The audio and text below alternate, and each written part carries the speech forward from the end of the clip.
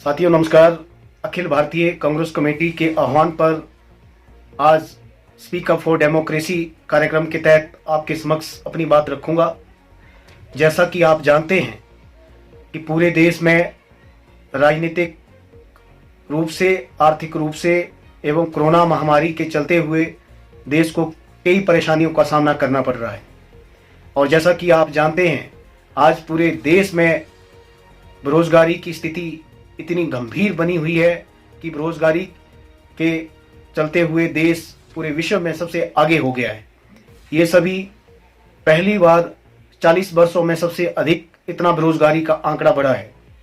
और दूसरी तरफ जिस तरह से देश के प्रधानमंत्री और गृह मंत्री नरेंद्र मोदी जी और अमित शाह जिस तरह से मुख्य मुद्दे से जनता का ध्यान भटकाने की कोशिश कर रहे हैं और लोकतांत्रिक तरीके से चुनी हुई सरकारें और लोकतांत्रिक तरीके से चुने हुए जितने भी विधायक हैं उनकी खरीद फरोख्त करके देश के अंदर राजनीतिक तौर पर जो सरकारें बनी हुई हैं, चुनी हुई सरकारें हैं, उनको गिराने का काम कर रहे हैं। आपको बता देना चाहते हैं कि जिस तरह से सबसे पहले गोवा में, झारखंड में, मणिपुर में,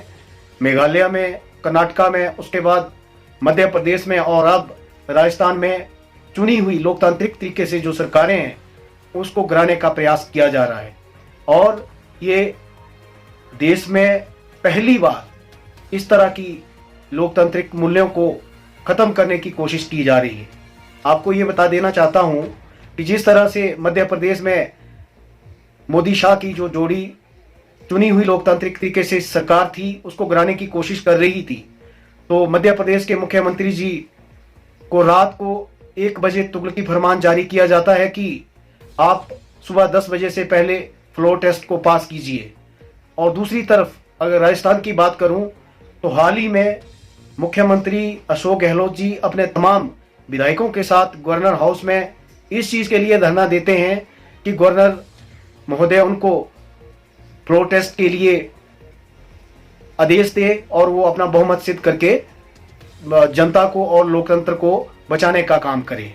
और जिस तरह की दोगली यहाँ पर लोकतांत्रिक के अंदर इस तरह की हरकतें हो रही हैं, ये पूरे देश के लिए, लोकतंत्र के लिए बहुत भयानक है और आने वाले समय में लोकतांत्रिक मूल्यों को और ज़्यादा इससे खतरा उत्पन्न होने वाला है। साथियों, आज कोई भी आमजन अपनी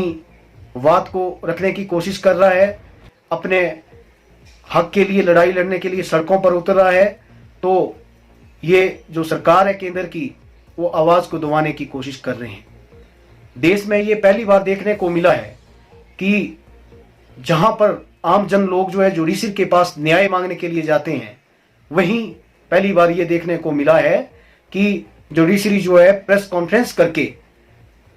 जनता के बीच में ये बात रखती है कि हमें न्याय चाहिए। तो ये